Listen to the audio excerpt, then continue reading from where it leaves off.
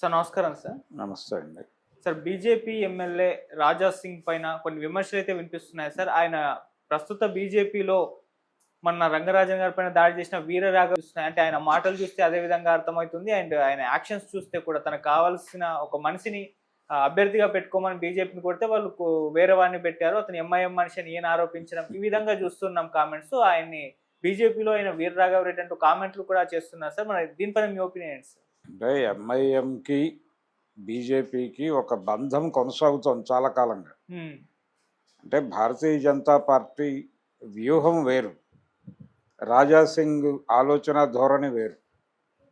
రాజా సింగ్ ఆలోచన ధోరణి అంటే హిందుత్వ అడుగడుగున అణువడుగున నిండిపోయినటువంటి వ్యక్తిత్వం. హ్మ్. ఇలాంటి వాళ్ళని చాలామందిని మ్యానుఫ్యాక్చర్ చేసింది భారతీయ జనతా పార్టీ. హ్మ్. ఈ మ్యానుఫ్యాక్చర్ చేసిన వాళ్ళు మరీ ఓవర్ ఫండమెంటలిస్టిక్గా తయారైపోతున్నారు. ఓకే. అలా ఓవర్ ఫండమెంటలిస్టిక్గా తయారై మాట్లాడుతున్న మాటలు ఇప్పుడు ఆయన. అంటే ఎంఐఎంని ఎక్కడ వాడాలో ఎలా వాడాలో అలా వాడి కథ నడిపిస్తోంది భారతీయ జనతా పార్టీ. కర్ణాటక ఎన్నికల్లోనూ అలాగే మొన్న జరిగినటువంటి ఢిల్లీ ఎన్నికల్లోనూ ఇలా రకరకాల ఏరియాల్లో వాళ్ళ ఇన్ఫ్లుయెన్స్ ఎక్కడ అవసరమో అక్కడ వాడుతోంది. ఆ మేరకు సయోధ్య ఉంది. భారతీయ జనతా పార్టీ ఏ ఒక్క రాజకీయ పార్టీని ఛిద్రం చేయటమో లేకపోతే దాన్ని విలీనం చేసుకోవటమో ఇలాంటి పనులు చేయట్లేదు. ప్రతి పార్టీని కంట్రోల్లోకి తీసుకుని అవసరానికి వినియోగించుకోవటం అనే ఒక స్ట్రాటజీ మీద కథ నడుస్తోంది. అందులో భాగంగానే ఎంఐఎం వ్యవహరిస్తోంది. ఎంఐఎంకి అనుకూలమైన వ్యక్తిని ఎమ్మెల్సీగా చేస్తున్నారు, ఇలాంటి మాటలన్నీ మాట్లాడుతున్నాడు ఇతను ఓవర్ ఫండమెంటలిస్టిక్గా. అలాగే తను భారతీయ జనతా పార్టీ కేంద్ర నాయకులతో కూడా మాట్లాడాను, వాళ్ళ దగ్గర నుంచి కూడా ప్రాపర్ రెస్పాన్స్ ఉండటం లేదు నేను చెప్పిన వాటికి అని చెప్తున్నాడు ఆయన. ఇది కూడా ఒక ఇబ్బందికరమైన అంశం. అలాగే ఆయన రిప్రజెంట్ చేస్తున్నటువంటి నియోజకవర్గానికి సంబంధించి కూడా ఆయన ఫండమెంటలిస్టిక్ ధోరణితో పార్టీకి తలకాయ నొప్పులు తెస్తున్నాడు ఆయన. ఈ మధ్య కాలంలో అలాంటి 2-3 ఇన్సిడెంట్లు చూసాం. ఇంతకు ముందైతే ఒకసారి ఆయన తీవ్ర స్థాయిలో ఒక ముస్లిం సమాజం మీద గొడవ చేసి వాళ్ళు రోడ్డు మీదకి వచ్చి ఘర్షణ పడే పరిస్థితి తెచ్చుకున్నాడు. ముస్లిం సమాజాన్ని ఇబ్బంది పెట్టాలని భారతీయ జనతా పార్టీ అనుకోవడం లేదు. సరెండర్ చేసుకోవటమే ప్రోగ్రాం. ఎవరినైనా లొంగ తీసుకుని వారి ఉనికిని వారికి ఉంచి తమకి అనుకూలంగా వారితో పని చేయించుకోవటం కోసం మాత్రమే ప్రెజర్ చేస్తోంది. ఈ ప్రెజర్ అనేది అక్కడ వరకే పనిచేయాలి తప్ప అంతకు మించి వెళ్ళకూడదు. కానీ ఇతను అంతకు మించి ఆలోచిస్తున్నాడు, అది ప్రమాదకరం. అందుకని ఇతను ఏం చేస్తారు, ఇతను ఎలా కంట్రోల్ చేస్తారు అనే దాని మీద చర్చ జరుగుతుంది. ఈయన ఉంటాడా, పార్టీ నుంచి వెళ్ళిపోతాడా అనే అభిప్రాయం కూడా వ్యక్తం చేస్తున్నారు కొంతమంది. గతంలో ఇలాంటి బెదిరింపులు ఇచ్చాడు ఆయన. నేను వెళ్ళిపోతాను హాయిగా అన్నాడు. టోటల్గా ఇతను వ్యవహార శైలి చూస్తే మొన్న వీరరాఘవరెడ్డి ఎలా బిహేవ్ చేశాడో దాదాపు అదే ధోరణి ఇతనిలో కనిపిస్తోంది.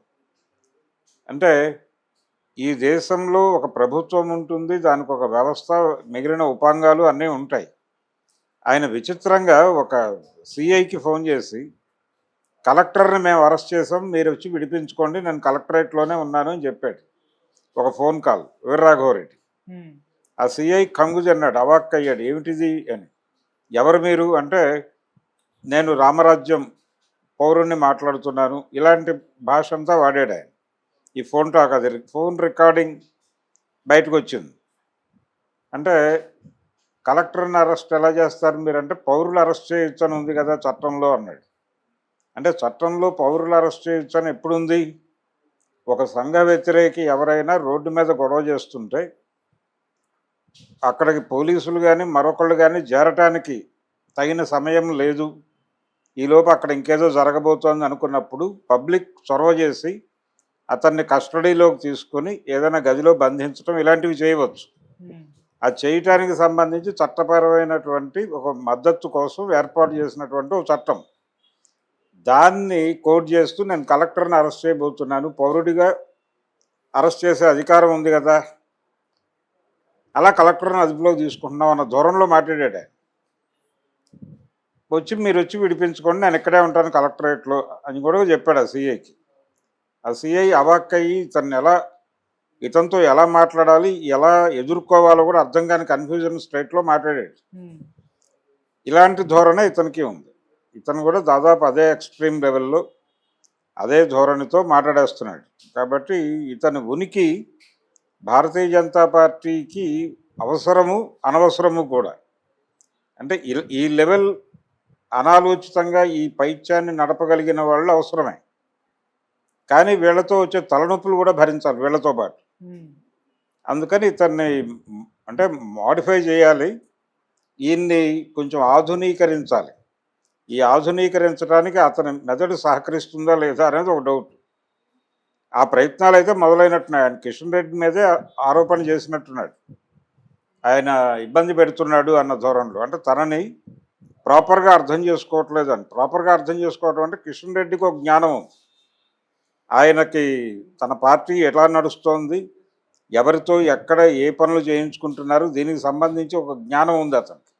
అందుకని తను చాలా ఒబీడియంట్గా వ్యవహరిస్తున్నాడు ఏం జరిగినా. ఇతనిది ఆ ధోరణి కాదు రాజాసింగ్. అందుకని ఆ ఘర్షణ అలా నడుస్తోంది, ఆ డ్రామా దాదాపుగా